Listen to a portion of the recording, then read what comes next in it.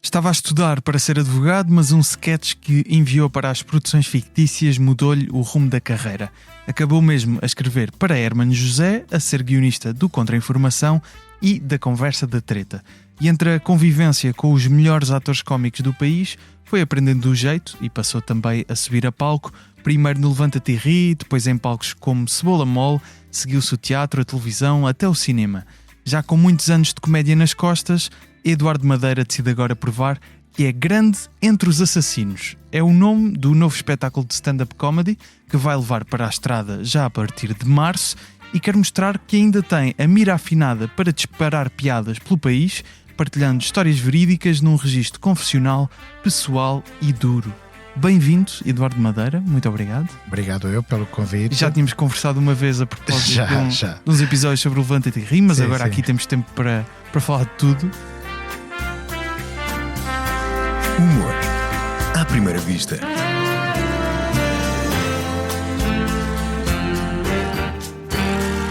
Com Gustavo Carvalho. Este podcast tem o patrocínio de Vodafone Business. Saiba como a rede 5G pode tornar a sua empresa mais segura, eficiente e flexível. O futuro do seu negócio está em boas mãos. Vodafone Business. E vamos começar exatamente por este espetáculo, o Grande Entre os Assassinos. Só o nome já deixa aqui algum respeito. E eu estava a recordar uma conversa que tiveste com o Salvador Martinha no podcast dele, no Ar Livre. E isto há coisa de 1 ano e pouco. Sim. E tu dizias justamente que, impulsionado um pouco pelo próprio Salvador e pelo Bruno Nogueira, querias fazer um espetáculo que congregasse algumas das muitas histórias que tens na tua vida. Mas tu acrescentavas uma coisa engraçada que é: não tinhas a certeza que o espetáculo seria cómico porque havia muitas histórias trágicas. Sim. E agora que apresentas este espetáculo do Grande Entre os Assassinos, é a transformação dessas histórias em espetáculo de stand-up? Sim. Ou seja, eu acho que os padrinhos deste espetáculo são precisamente o Bruno e o Salvador. No sentido que eles eu estava à procura de fazer um novo solo. Há 12 anos que eu não faço um solo de raiz de stand-up e estava a procurar ali do ponto de vista e também algum cansaço. O que é que eu vou fazer? E as piadas não saíam assim como eu queria, nem estava a encontrar o ângulo. E o Bruno e o Salvador e até o Franco Bastos andavam sempre: tu tens é contar as tuas histórias, isso é o teu melhor material de sempre, é as tuas histórias. Eu achava aquilo uma piada deles e tal, mas de vez em quando eles pediam: mas conta aquela, conta a outra. Mas isto em camarim então? Em camarim, sim, muito em almoços, jantares.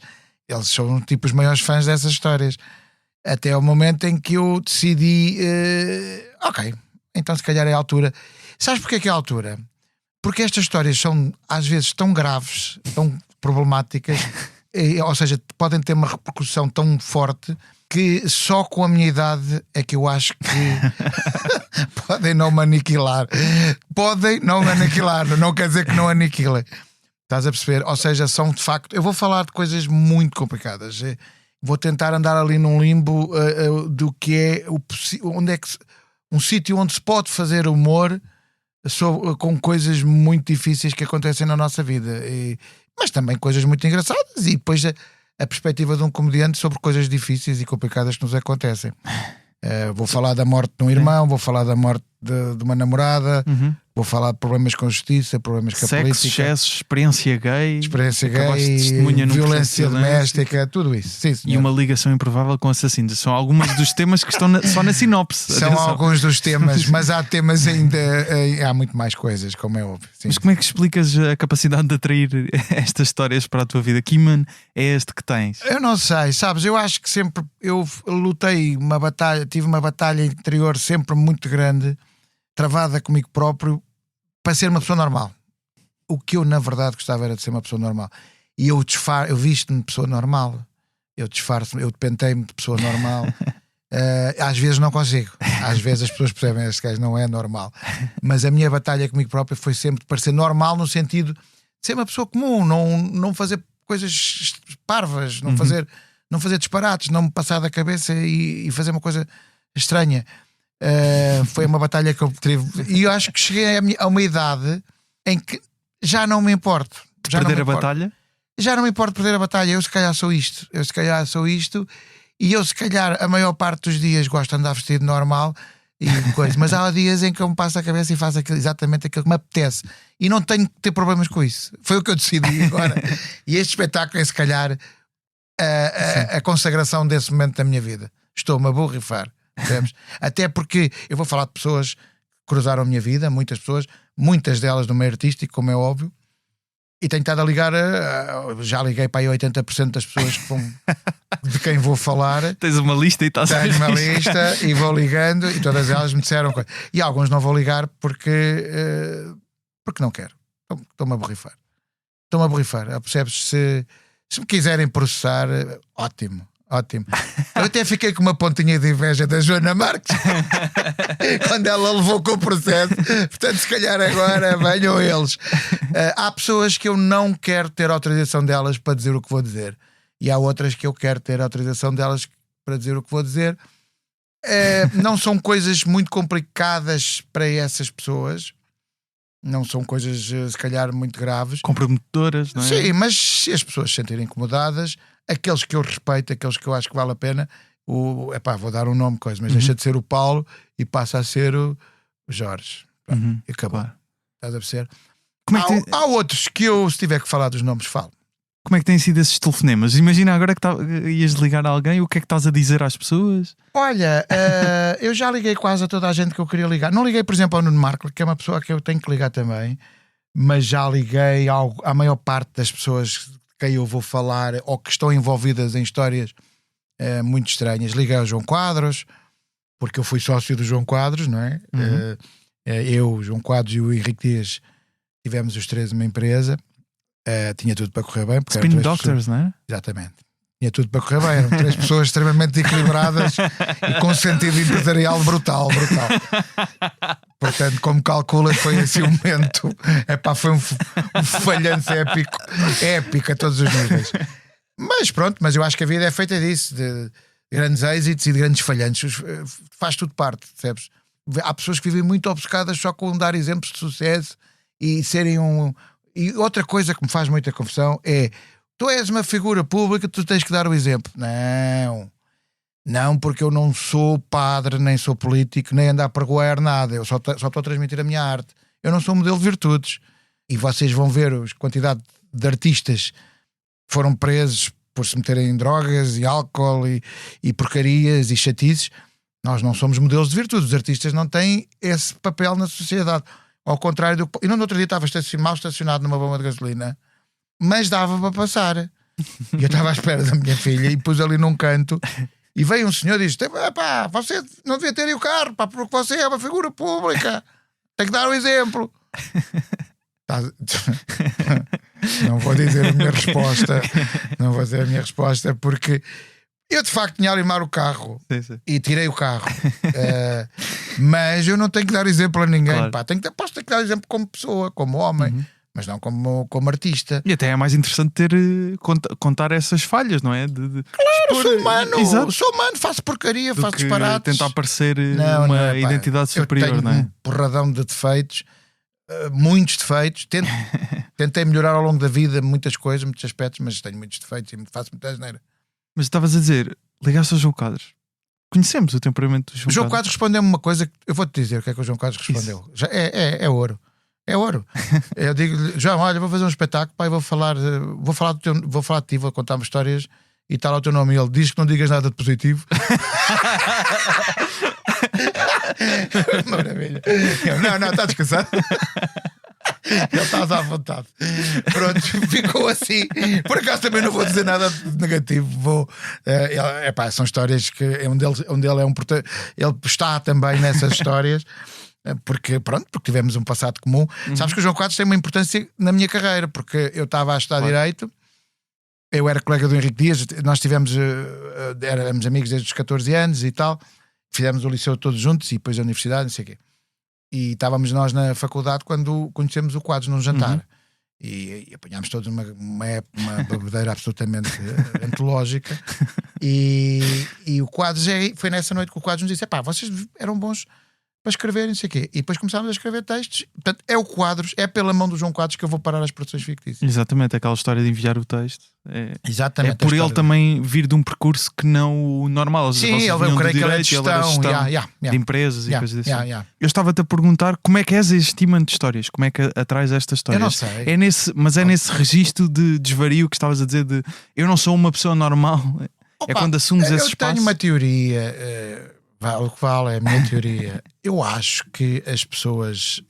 Eu não sei como é que se pode pôr isto hoje em dia, mas os loucos, os malucos, sei lá, eu não sei. Há loucos e malucos. Eu não sei, exatamente, não sei qual é que é o termo técnico, mas essas pessoas olham para mim como se fosse um dos deles. Eu pertenço a eles, sim, mas foi um dos deles que teve sucesso e que está lá do lado de lá. E então olham para mim com uma familiaridade, tratam-me como um dos deles. E eu acho que essas pessoas também, há muitas dessas pessoas que andam aí nas coisas e acabam por vir ter comigo e eu acabo por ter momentos. E eu próprio, eu não consigo explicar quando é que eu ando sempre muito sossegado e de repente me dá uma coisa e depois há ali um lapso momentâneo de razão. Mas isso ainda te acontece hoje. Acontece. Então, por exemplo, na última semana, qual é que foi a coisa mais estranha que te aconteceu? Tu nunca me podes dizer na última semana. Tu tens que me perguntar hoje de manhã qual foi a coisa. Estamos a gravar às 4:30 da tarde. Sim. Qual é que foi a coisa mais estranha que te aconteceu várias hoje? coisas. Uma delas, por exemplo, eu tenho nós há pouco tempo a minha mulher comprou um Nokia daqueles antigos, o mítico Nokia, por brincadeira e não sei o quê, e está lá em casa, está ligado, está lá em casa, mas ninguém usa, né? E aquele número não foi dado a ninguém, a não ser, só nós é que o temos. E estávamos em casa e eu estava a discutir com a minha mulher no sentido de que eu achava que uma música para a abertura de um momento de um espetáculo devia ser uma, e ela estava a dizer que não, que tinha que ser. Eu estava-lhe a dizer que tinha que ser uma coisa mais MPB, e ela disse: não, tem que ser uma coisa animada, também brasileira, mas mais animada. Pedro Sampaio. Eu disse: maluca, nunca na minha vida vou pôr o Pedro Sampaio. Entretanto, ela pôs-me uma música que é o Cavalinho. O Cavalinho. E pá, Jana, nunca na minha vida toda eu vou usar isto para nada, percebes? A não ser que eu esteja numa festa às 3 da manhã e já vai tudo. E neste momento em que ela põe a música para eu ouvir melhor, tens que ouvir melhor, a música está a dar alto, toca esse telefone e é um senhor da Pitagórica a fazer uma sondagem. Eu estive a falar com o senhor um bocado enquanto estava mal, tocava ali. Desculpe lá, estou aqui numa festa. Isto foi hoje às 11 da manhã, portanto é a minha vida. Qual é que era a sondagem? Espera aí, isto era de quê? É pá, a sondagem. Já tinha acontecido alguma vez na tua vida? Vocês contactaram? Não. Hoje? Foi hoje. Sim. Eu achava que estas pessoas nem existiam. Sim. A sondagem, pois. Não existe. Não, claro. O homem não, é pá. Claro que existe. Eu ligo, a não ser que fosse algum vizinho para ver se a gente baixava o som. Não, ele não chegou à parte da pergunta exatamente. Okay. Ele ligou, olha, estou da Pitagórica, estou a fazer uma sondagem e quero-lhe fazer algumas perguntas. Tem algum. Sim. Nesta parte estava eu: o quê? O quê? Só um bocadinho, olha, põe mais baixo. Desculpa lá, estamos aqui a ouvir uma música, é o Cavalinho. Até que eu disse: olha, ligo mais tarde. Ele nunca mais ligou. Tens que ver se ligou, voltou a ligar para aquele Nokia. O meu número foi anulado da Pitagórica, nunca mais. Isto é incrível, então. Sim.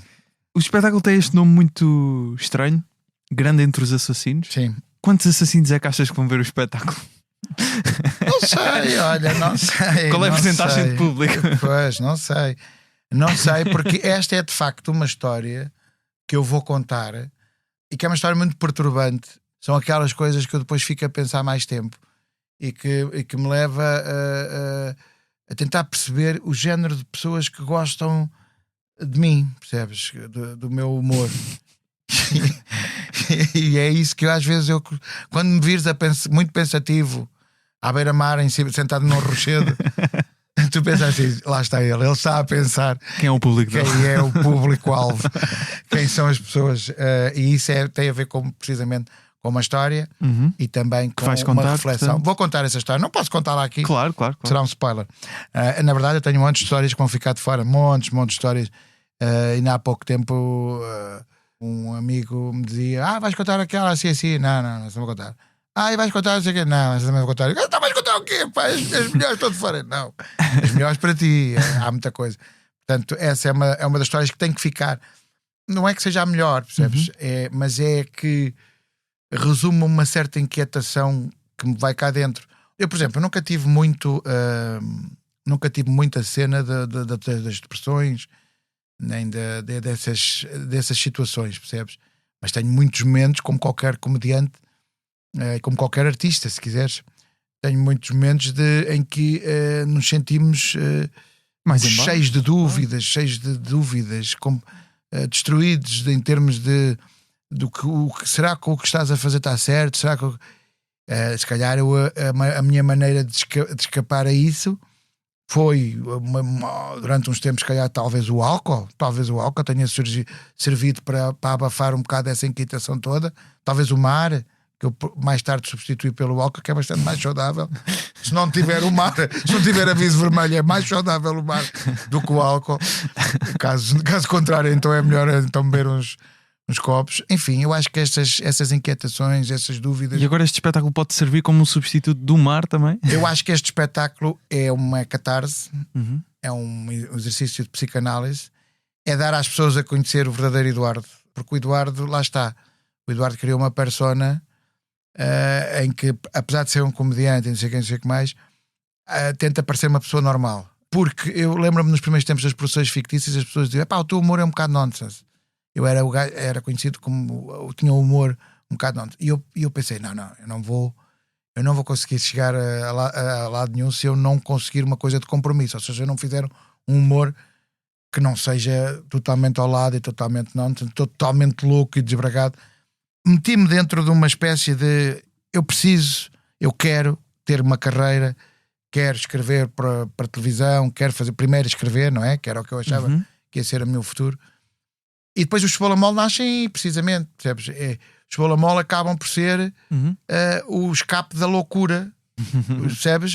Aquilo que eu não podia meter em textos sérios para televisão, textos de comédia sérios, textos de comédia respeitáveis, ia parar ali aquela confusão, aquela panela de loucura. Mas já lá vamos ao Cebola Mole, porque tu na sinopse deste espetáculo dizes ainda que o espetáculo será um murro no estômago para muita gente. Vais agredir as pessoas do público? Não será o murro no estômago é uma coisa, é uma imagem, não é? Claro. Não estou a contar. Não quer dizer que não aconteça, porque a gente não pode ter o dia da manhã. Não, eu acho que os temas que eu escolho, para já este espetáculo é dedicado ao Miguel, que é na verdade é um irmão que eu perdi, Miguel Vivas, mas também é um espetáculo onde eu acerto contas comigo próprio, percebes? Eu vou falar de coisas complicadas sem medo, porque o meu pai, uma coisa que o meu pai me ensinou e que me tentou incutir e conseguiu de certa forma foi nunca ser cobarde, nunca ter medo. E o meu pai era militar e caçador de crocodilos em África, enfim. Outra vida com muitas histórias. Outras histórias, outra vida, uma coisa assim, uma espécie de Crocodile Dundee português. Mas essa coisa ficou-me sempre na cabeça. E eu acho que houve certas alturas da minha vida em que eu não cumpri isso. Eu vi coisas, estive em situações e eu, ou por minha iniciativa, mas mais até porque me aconselharam, eu calei-me, eu deixei-me estar.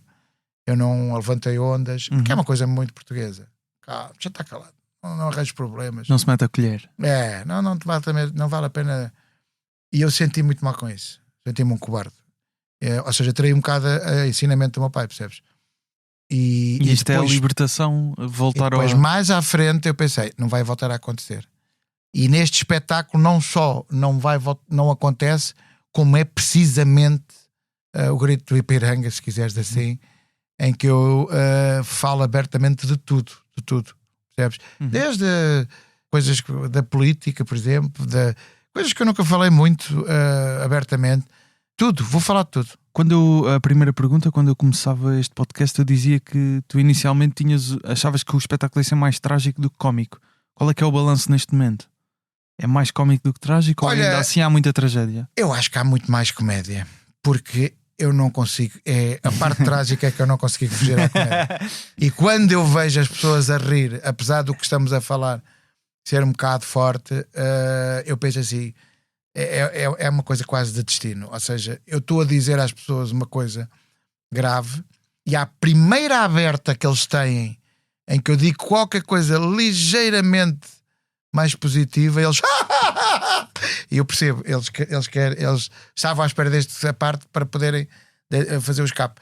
Mas dos testes que eu já fiz, a atenção das pessoas e o comportamento do público é uma novidade para mim e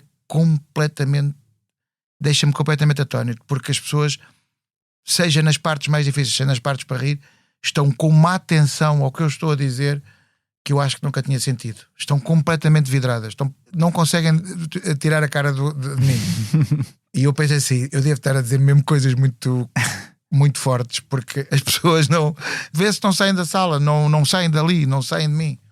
Não vale a pena dizer às pessoas, não largam. Durante este espetáculo não pode usar telemóveis, não vale a pena dizer, porque não vão usar, não vão.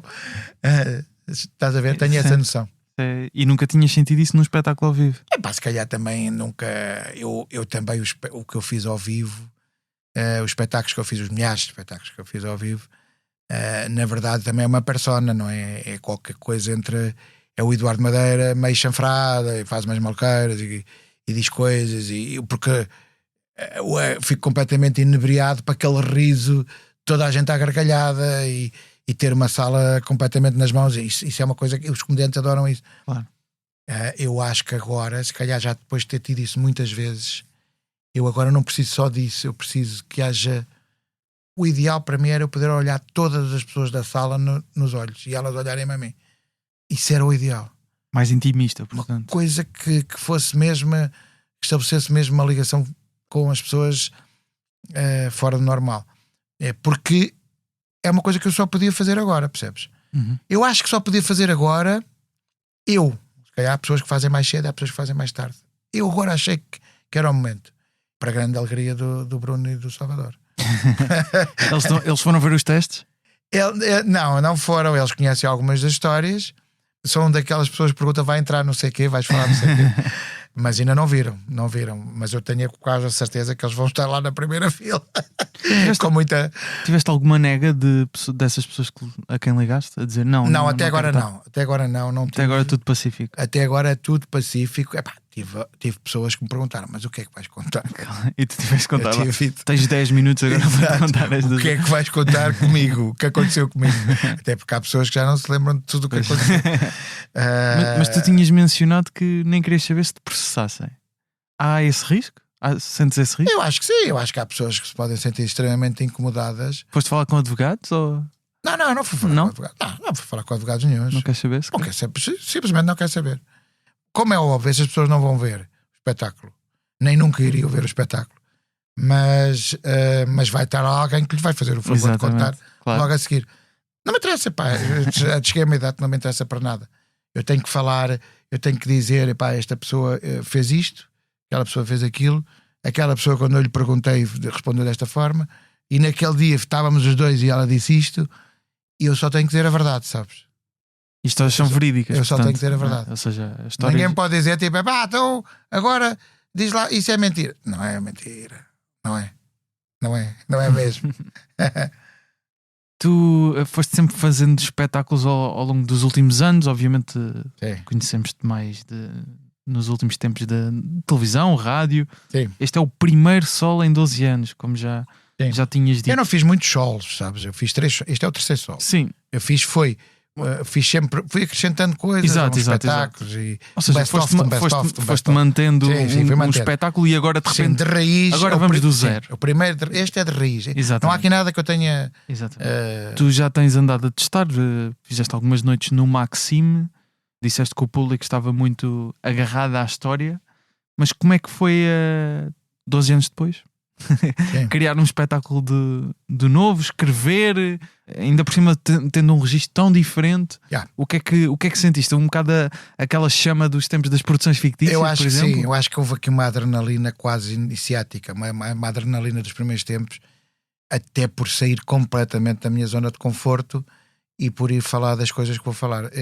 Tudo aqui me soou a desafio, e não há nada pior para um artista que é deixar, e aconteceu-me, e acontece, que é deixar-nos estáticos e ali numa zona de conforto, e deixarmos, parece que ficamos em banho-maria e tal, e a carreira fica, e de repente já não está em banho-maria. Não nos sentirmos desafiados, não é? Aquela coisa de eu saber que este espetáculo vai provocar muitas reações positivas e também negativas, isso está a dar uma pica brutal. Nessas noites no Maxime ou nos últimos tempos em que tens preparado este solo, começaste a ver o que é que de novo se faz na comédia desde os tempos em que pela primeira vez experimentaste fazer stand-up? Olha, o que eu acho é da malta que eu tenho visto, malta muito nova que está a fazer, tem um ritmo avassalador, são incríveis, e há alguns deles eu fico completamente fascinado, porque eu pensei assim, pá, que a idade deste cara, eu podia ser completamente maluco, mas eu não tinha este foco, não estava tão à frente nas coisas que eu queria fazer e queria dizer em palco. Era uma coisa mais orgânica, no sentido mais louca, mais eu simplesmente ia às vezes eu tinha que escrever para muitos comediantes, porque eu quando o stand-up começa, e por causa do Levanta Terri, eu escrevia para muita gente, percebes?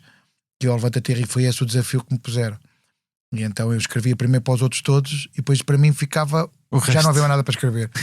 Normalmente ia sempre com um texto miserável. Estás a ver isto? Em casa de Ferreira Espeto de Pau, é o que diz o ditado. E eu ia muitas vezes, às vezes, com quase o refugo, aquilo que sobrava depois de ter escrito os textos do Marco Horácio, os textos de não sei quem, chegava ali uma altura, agora vou escrever o meu. Já não havia piadas. Numa fase em que o Levanta-te Ri tinha muitos atores a ir, não é? Era, porque aquilo quando arranca não havia stand-up comedians. Exato, e aquilo, a ideia era. E depois ainda houve ali uma batalha da minha parte, que eles queriam pôr notas em tudo, fazer notas em tudo.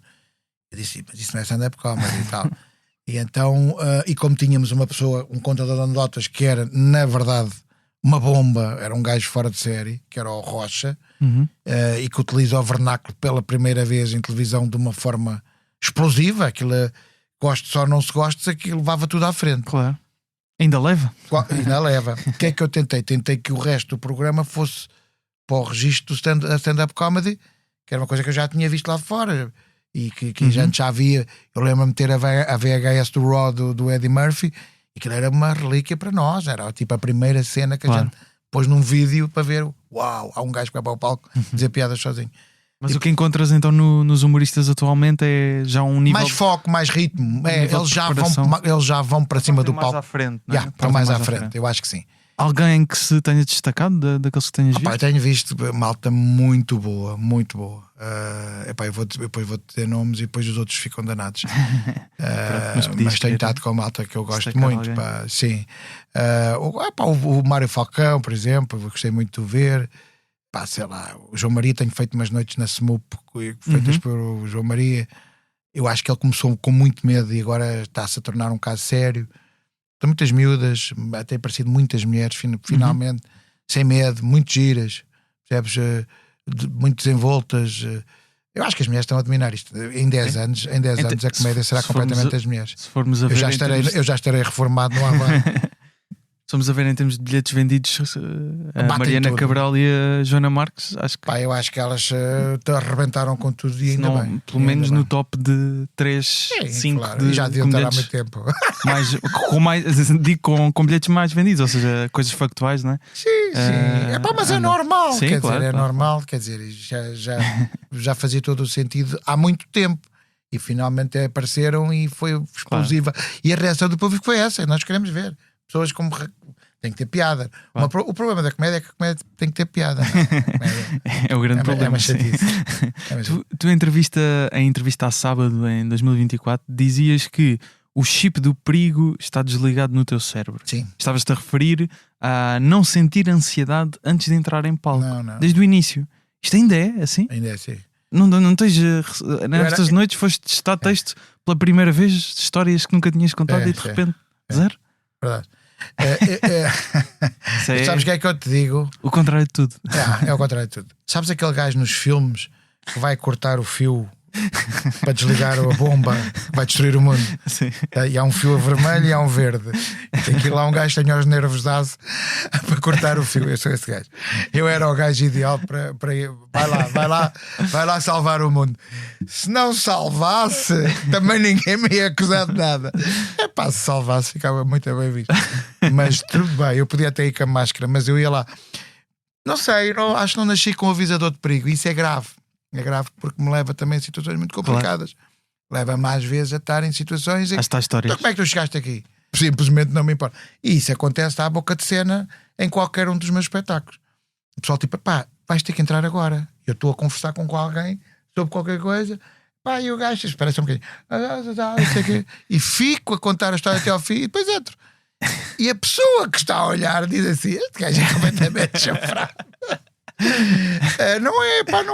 Não é uma cena que eu não consigo explicar e que não faz de mim nem mais nem menos. Eu conheço a maior parte dos gajos geniais que eu conheço ficam extremamente enervados antes de entrar em palco, o que pode querer dizer que eu sou só um chafrado. Não há cólicas, não há diarreia, não há vómitos. Nada. Quando como ao bebo. Agora por causa de um espetáculo, não. Não, o espetáculo é muito simples. A partir do momento que o teu nome está no cartaz, tens que fazer. A partir do momento que estás no palco, alguma coisa vai ter que sair. Podes ter uma noite, não. É assim, eu vou-te explicar. Eu não sei quantos anos é que ando nisto, sinceramente não consigo dizer. Há pessoal que diz, faço 20 anos de carreira, faço 30 anos de carreira. Não sei, não faço ideia. Eu acho que estou a começar. Eu vejo a coisa assim, estou a começar agora, percebes? Eu ainda vou fazer coisas absolutamente excepcionais. Há uma coisa que tem que acontecer nos 20 anos, ou 30 que eu levo de carreira, ou 25, não sei, não quero saber. A percentagem de momentos em palco, onde eu me sinto melhor é no palco. Eu gosto de fazer comédia de todas as maneiras. Se tiver que fazer cartoons, faço. Se tiver que fazer música, faço. Eu quero dar a conhecer a minha arte e depois sou muito profícuo. Faço muita porcaria. Eu não consigo parar, percebes? Devia ter um filtro, devia dizer, isto não é bom, isto não presta, tens de ter calma. E a minha vida é um bocado isso.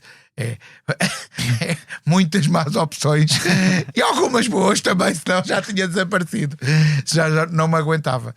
Mas o que eu vejo é, em 98% das vezes em que eu fui para cima do palco, as coisas correram excepcionalmente bem. Tive a sorte de correrem excepcionalmente bem. E há 2% das vezes, portanto, se calhar já fiz 1500 espetáculos, estás a ver? Nestes anos todos. Mas esses 2% depois não geram cagufa quando vais no a seguir a esse? No sucessor desse espetáculo? Não, quando acontece isso, há ali um motivo qualquer. Nunca é o público. Há uma espécie de escapatória para muita malta que o público era um bocado parvo. O público era um bocado esquisito. Não, o público é público. O público tem que ser convencido.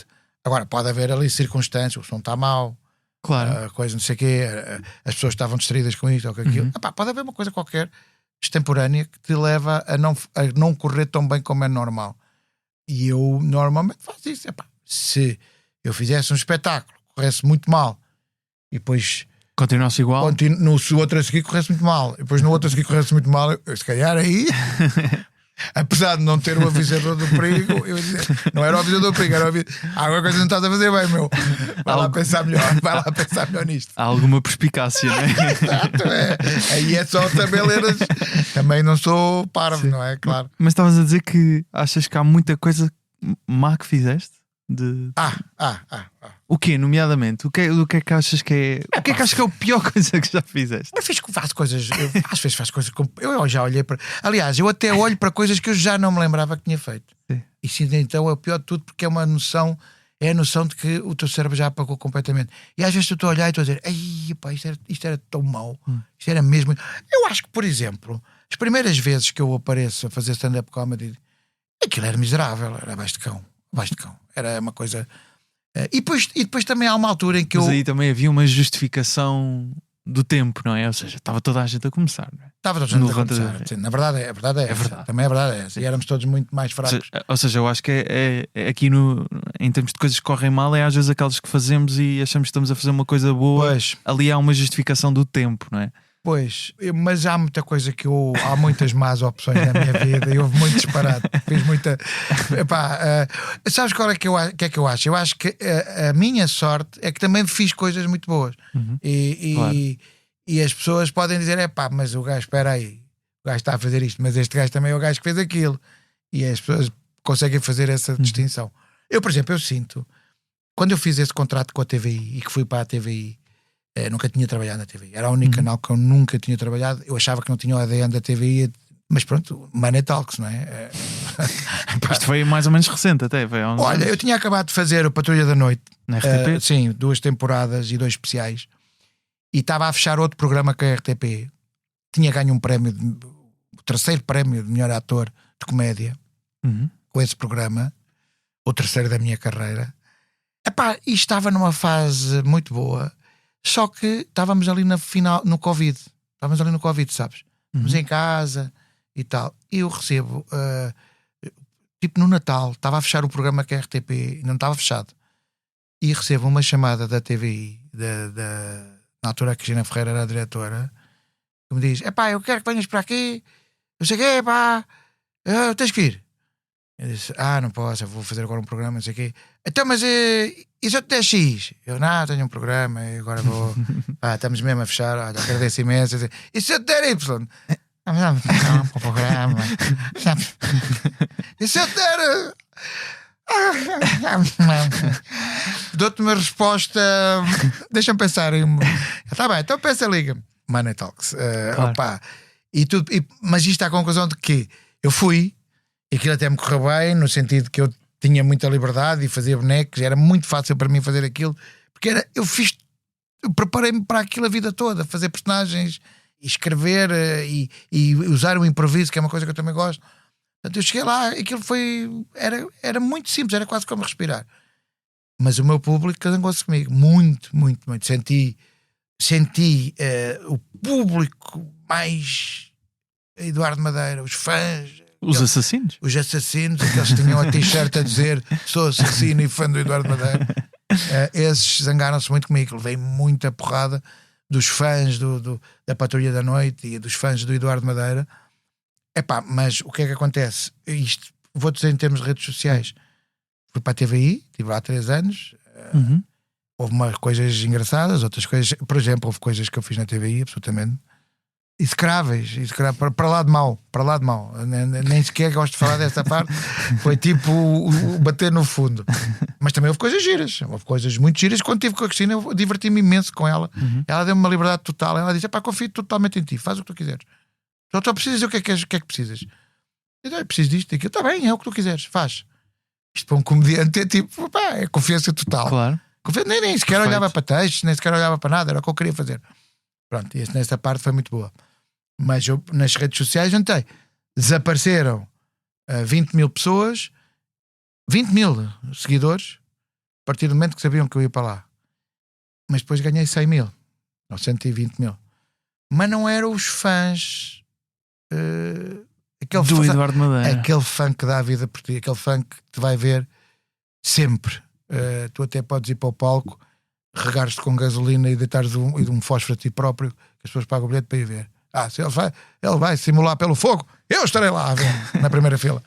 Esse tipo de fã saiu um bocado, zangou-se muito comigo. E ainda hoje ouço bocas: foste para a partir do momento em que foste para a TV e vendeste, já não és a mesma, não tens a mesma piada. Isso aqui. É uma cena com a qual temos que lidar.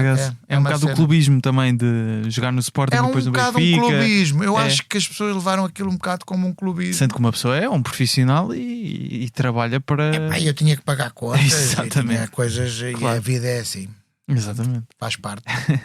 Já tínhamos falado do Cebola-Mol, uma banda que tu criaste com o Filipe Homem Fonseca em 2001. Vocês de vez em quando ainda se juntam, portanto, nós vamos a pensar vamos gravar se calhar algumas coisas agora. Ao fim de quase 10 anos sem gravar.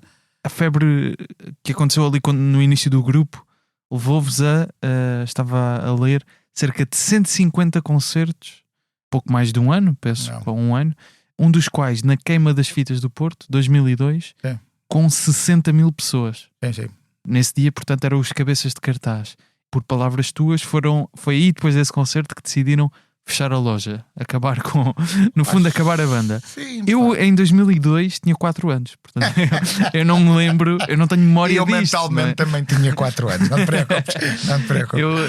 Portanto, eu não tenho esta memória, mas ler isto é de facto impressionante. Pensar Sim. que de repente uma coisa começou no Marco a passar na rádio comercial, junta uma legião de fãs e vocês agora vão ao live e aquilo também está cheio para vos ver ainda. Sim, ainda há no palco comédia. Yeah. Quão impactante foi isto na altura e porque é que era um refúgio que tu já disseste de que conseguias colocar para lá o teu nonsense? Eu não teu te consigo previsto. explicar o que aconteceu ali. Os fenómenos não têm assim uma explicação muito óbvia. Mas de facto o susto maior nós fomos em crescendo, não é? E já tínhamos estado numa queima das fitas de Leiria com 20 mil pessoas. Já foi uma coisa tipo uau, o que é isto? E depois quando chegamos à queima das fitas do Porto, estávamos muito cansados e chegámos lá e disseram: epá, hoje bateram o recorde de vendas, vão estar 60 mil pessoas aqui. Uau, mas quem é que é os cabeças? Vamos abrir para quem? Quem é o chute? É o que é? Não, vocês é que são os cabeças de cartaz. Há uma banda que vai abrir para vocês. Eu acho que aí nós olhámos, caiu-nos a ficha. Já tarde, porque lá estávamos à beira de entrar para o palco e olhámos um para o outro e dissemos: 60 mil pessoas, meu, o que é que está aqui a acontecer? Isto está-nos a se escapar das mãos. E acho que dentro da nossa loucura, talvez aí tenha sido uma das alturas em que acusámos um bocado o peso da responsabilidade. 60 mil pessoas vão estar ali em baixo. De repente pareceu uma coisa séria, não é? Pá, de repente foi tipo uau. Desculpem lá, isto não. Uau. Bateu-nos um bocado, mas passou logo. Passou logo a seguir. Nós tínhamos maneira de contornar esses momentos mais sombrios. Porque hoje em dia atuar para 60 mil pessoas é difícil também. Não é? 60 mil pessoas num concerto é uma coisa diferente, não é? Ao vivo, ao ar livre é diferente. Mas 60 mil pessoas é tipo uma coisa que é um estádio. Sim. Epá, e sabes que isso está gravado e eu acho que tens essas imagens? Temos. Nós temos gravados para um realizador, para o Miguel Cadilho. Temos isso gravado, nunca lançámos essas imagens, nunca fizemos nada com elas, mas isso está gravado. O concerto todo? O concerto todo, integralmente. Então, e vou-te dizer uma coisa. bora lá, YouTube. Pois, exatamente. é isso exatamente é que isso no dia em que for mostrado ao mundo, as pessoas não só vão ter 60 mil pessoas que vão dizer eu estava lá, como vai muita gente ficar tipo uau, o que é que aconteceu ali? Sabes o que é o mais estranho? O mais estranho não é só trocares para 60 mil pessoas, é ter 60 mil pessoas a cantar o refrão de coisas parvas que te saíram da tua cabeça. E de repente nós calávamos e ficava tudo a cantar em coro. E nós olhávamos um para o outro e dizíamos uau, onde isto chegou? O que isto é? É uma sensação muito estranha. Eu tive lá está, em 2000, isto talvez tenha sido em 2002. 2002, exatamente. Pronto. Eu tive isso aí em 2002, portanto quase há 25 anos. É incrível. Essa foi a experiência mais bizarra em termos de atuação ao vivo? Não. Então... Essa está numa delas. Aliás, eu conto isso. Se contas no espetáculo, não vamos roubar material. Porque é assim, há uma parte do espetáculo. O espetáculo está muito dividido em problemas. É problemas com a justiça, é problemas com a política, são problemas que eu tive. E um deles é que tem a ver precisamente com isso. Que é, alguma vez tu tiveste medo de ir para palco ou de estar em palco? Que é precisamente uma pergunta que tu já fizeste. E eu vou contar precisamente 3 episódios em que tiveste em que tive medo de estar no palco, não de ir para cima do palco, mas de estar no palco. E um deles é com Cebola Mole e não é esse. Um deles é com Cebola Mole e não é esse. Depois tu vais ver, tu vais ver o espetáculo, claro quase certeza. Claro. Sim. Tu neste momento estás, além de, obviamente vais ter o grande Entre os Assassinos, mas tens uma rubrica no Correio da Manhã Rádio. Sim. Fala Barato, estás ainda com uma peça de teatro, Pizza Man. Vais estando na RTP1, vamos ter uma segunda temporada do Bairro do Humor, não é? Sim. Há uns episódios atrás eu falava com um jovem humorista, o John Mendes, que faz stand-up, também faz alguns sketches para as redes sociais, e ele dizia sobre o tipo de humor que ele faz, que acha que ainda há muito a fazer pelo humor popular, aquele humor que vemos mais em programas de televisão. Muitas vezes vemos-te a caricaturar personalidades públicas ou a criar as tuas personagens. E ele dizia: eu acho que ainda há muito a fazer pelo humor popular, que às vezes é rotulado como algo pobre, e eu acho que pode ser bem escrito e tenho todo o gosto em continuar a fazê-lo e a escrevê-lo. Concordas com esta visão? Tu já trabalhaste em tantas áreas, mas uma das quais é esta, em programas O Donos Disto Tudo, claro, O Estado de Graça. Precisamente isso. Achas que ainda há um preconceito relacionado com este tipo de humor? Sabes que o meio artístico é todo ele muito preconceituoso, e tu sentes muitas vezes que corres por fora, porque há os artistas que encaixam nas narrativas perfeitas e que são comprados como os artistas de quem vale a pena falar e quem vale a pena ver e quem vale a pena seguir e de quem vale a pena absorver tudo. E depois há as pessoas que correm um bocado por fora e que vivem bem com isso. Não têm grande stress com isso. Eu acho que quem faz humor popular, esse humor mais popular, levou sempre o rótulo de lá está ele a fazer umas cenas. Na comédia interessa, há o palhaço rico e o palhaço pobre. É um clássico. Distinção do circo. O circo. Se quiseres, neste circo, que é a cena da comédia, há os palhaços ricos e os palhaços pobres. Mesmo no próprio circo, eu sempre me identifiquei mais com o palhaço pobre. Percebes? É aquele que leva as estaladas, que leva aquelas coisas, aqueles clichês, não é? A tarta na cara, que é tão mal vista por toda a gente. Mas eu sempre me interessei mais. Se quiseres, entre o Buster Keaton e o Chaplin, eu também entusiasmava mais com o Chaplin. Ou seja, eu entusiasmava-me sempre com o desgraçado, o underdog, o palhaço pobre. E isso, o palhaço pobre, é uma coisa para as massas, para o povo, não é para a malta, para os bem-pensantes, para os intelectuais e não sei o quê. A não ser que eles sejam excessivamente iluminados e saibam perceber que em todos os lados há coisas positivas. Isso é como tu dizeres que na música há tipos de música que não consegues ouvir mesmo. Eu por acaso há. No meu caso até há. Mas é por idade, é uma questão de idade. Chega a uma altura, já não me apetece ouvir tudo, não tenho tempo, nem tenho disponibilidade. Mas tu podes encontrar excelentes músicos em todo lado. Eu vou dar aqui um exemplo, que é o Kim Barreiros. É obviamente um artista que durante muitos anos correu por fora. Até alguma intelectualidade o adotar e o meter como um símbolo de um certo Portugal, claro, que é genuíno e que diz umas asneiradas e que temos que achar piada também a isso, aquele português e que faz o trocadilho de cariz sexual, mas bem metido. E há então uma certa intelectualidade que acolhe finalmente o Kim Barreiros, não é? E o Kim Barreiros deixa de correr tanto por fora e passa a entrar quase dentro do sistema. Começa a ser um símbolo de um certo Portugal. E bem, mas durante anos o Kim Barreiros não existia. Existia para o povo. Não vale a pena estar a inventar. E outra pessoa é o Toy. Toy é exatamente a mesma coisa. O Toy andou anos. Toy era. Mas tu dizias a Toy, as pessoas riam. No espetáculo não precisavas dizer piada. Vamos dizer aqui uma coisa é o Toy. Não precisa. A certa altura, o Toy, as pessoas começaram a perceber, há ali também muito talento. Há ali também. E há uma espontaneidade. E há não sei quê. Sim. E então há uma certa intelectualidade que adota o Toy como tipo que afinal tem talento mas e para trás? Houve muitos anos de rejeição, não é? De rejeição daquilo. E Portugal funciona muito assim. Tens a malta que encaixa na perfeição na narrativa e no que é moderno e no que está certo. Depois tens ali umas malta que anda ali naquele limbo. E tu também sentes que o teu percurso foi um bocado assim? Vais sendo rejeitado e... Eu acho que sim, eu acho que sim. Eu acho que sim, vou sendo rejeitado e aceite conforme as circunstâncias. Conforme o que estou a fazer. Às vezes faço umas coisas e a malta diz: sim senhor, este gajo. Outras vezes faço coisas e, não é uma rejeição, é mais a subir para o lado e fingir que não está a acontecer nada. Não, sinceramente, não me deixa nada perturbado, nem ressabiado, nem triste, porque é assim, funciona assim. Eu também não me queria muito, eu não me quero muito encaixar no exemplo de ninguém, percebes? Claro. Ou seja, porque isso depois também tem um preço, não é? Tu não podes sair de certas regras, não podes fazer certas coisas, não podes dizer mal de certas pessoas, não podes dizer, sabe, mal de certas marcas. Deixa estar ali. Chegaste lá, estás lá encaixadinho, deixa de estar.